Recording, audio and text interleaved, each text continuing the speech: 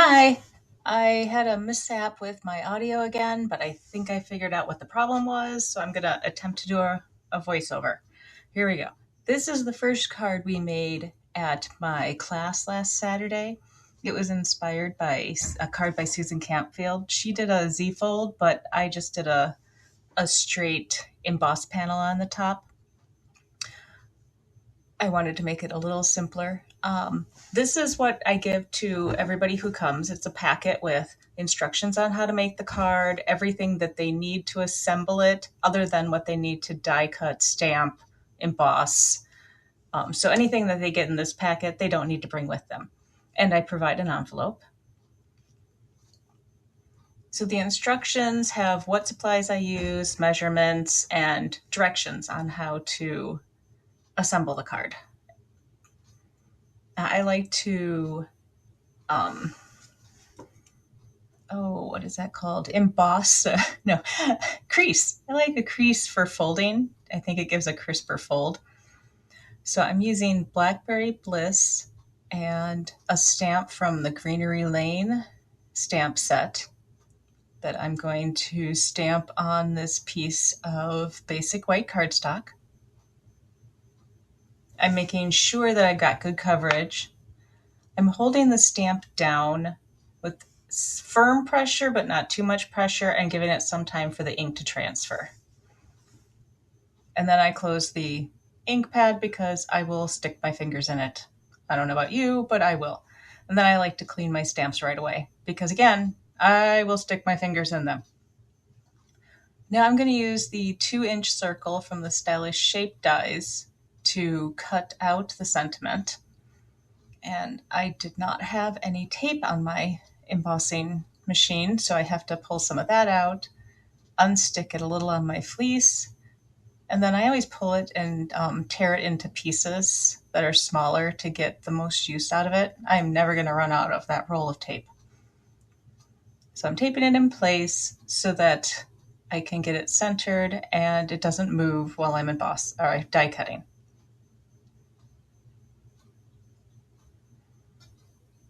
And being a lazy stamper, I send it through and then bring it back so that I don't have to pull it around the other side. Because I'm explaining in the video, which you can't hear, is that where I pointed is where my die cutting machine usually is, and there's a wall, and so it's just easier to run it back toward me. If you looked at my wall, there's like scratches from when I pull it out the back. So now I'm going to move that out of the way. And apparently I need to be gentler. I'm using the 2 3/8 inch circle punch to create the border. All of the measurements for this are on my blog post that will be linked in the description. I'm going to just go ahead and attach that.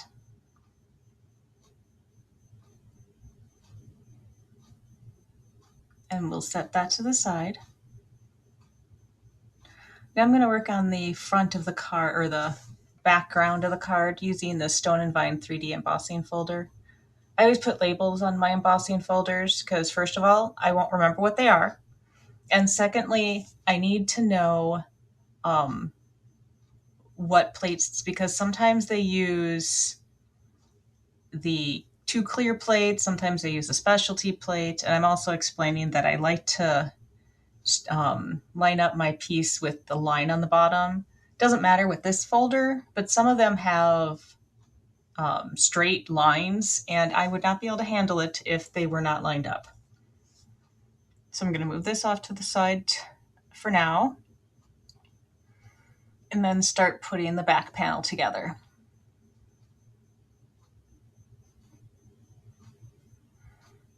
I'm going to pull out liquid glue for this because I want to line it up side to side.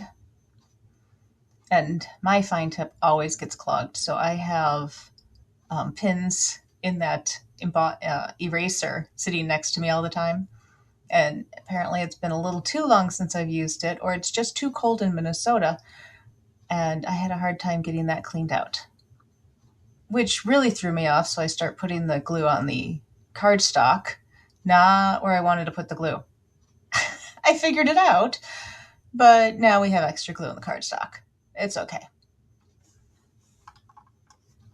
Oh, okay, you'll see that I figured it out. I don't know what's wrong with my recording. It keeps stopping on me. But I put it back. I put it on the back of the pattern paper and stuck it on my cardstock. And since it's barely art glue, the extra I can just wipe away, and it won't dry shiny. It's much harder to see once it's dry. So I'm trying to line it up a little bit. It's slightly off, but hey, handmade. So I'm going to use liquid glue also to put it onto my embossed panel because I think it adheres better. I'm checking the directions because I didn't remember. I'm doing it about an inch from the bottom. It doesn't exactly matter, but that's how I am. So once I put it on, you can see that I cut my panel or my cardstock a little too short. It's not wide enough. So I'm gonna have to trim off that excess because again, that would bother me. So I bring out a guillotine cutter, slice off that little bit, check to see how the other direction is, but the embossing folder shrunk it a little bit, so I didn't need to trim that way.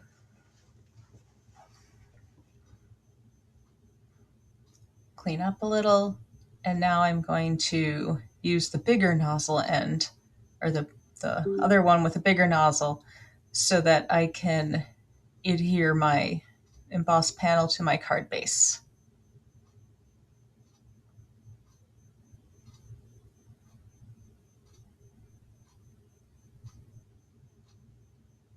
Trying to line it up. The liquid glue really helps be able to move it around some.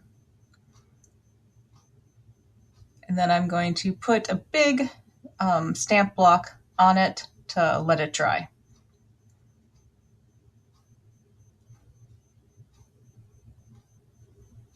Okay, next we have some more die cutting. I'm pulling out the washi tape, the Greenery washi tape that it repeats in almost, it's just like 10 inches or so. So I cut a piece of basic white cardstock in half vertically and then put the piece of washi tape on it. And I want to choose 3 of the different shapes of leaves. And I've chosen to go with 3 different tones to also, so that they aren't the same color and tone. So I'm gonna add my die cuts on here, which I keep on a 2-sided frame that I picked up and put magnet sheets on. It makes it easier to just keep them together as what everybody's going to need to use for the class. Plus, I just normally have that where I'm die cutting so I can keep track of my dies and I don't lose them. Now I'm trying to line up, the little ones are really hard because there's a dot that I'm trying to line the stem up with so that I can make sure I'm die cutting the stem since it's so skinny. But I'm going to have issues with that one on the bottom. Somehow I keep moving it. And I notice as I'm going through that it had moved, so I stop and bring it back so that I can fix the one on the bottom. Fortunately, the top 2 had already been die cut, so I could just pop them out.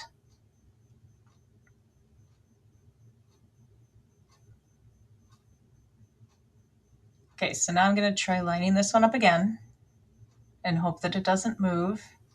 But I'm going to move it when I try to put the tape on. So eventually I'm going to pick a bigger piece of tape to put on this one, and then it works out fine. Oh yeah, that's really moved. See, pulling a bigger piece of tape.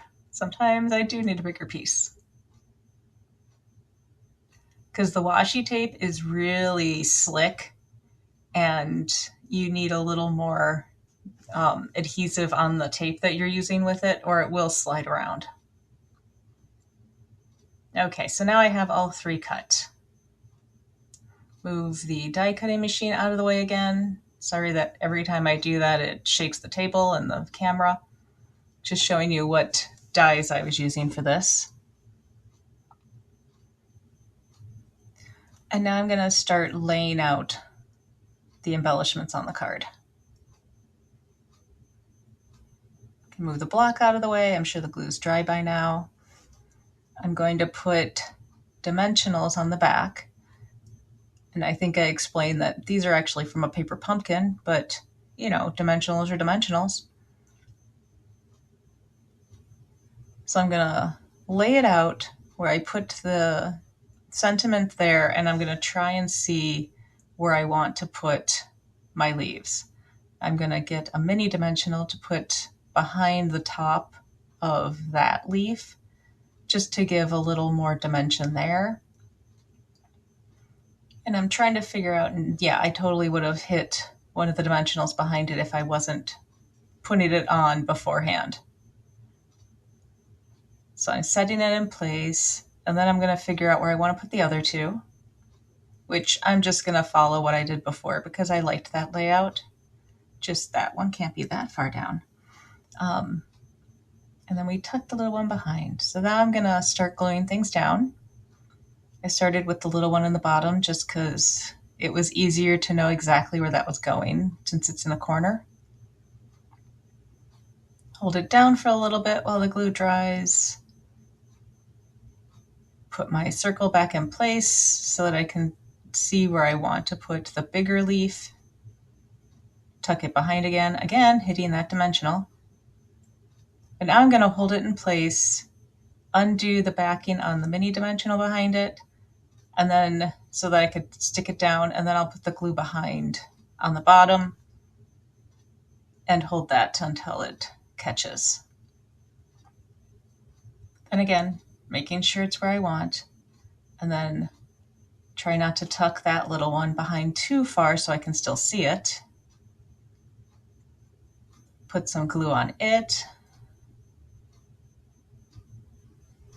Tuck it in behind the sentiment. And as I'm holding that, I'm pulling off the backings of my dimensionals so that I can put the sentiment down.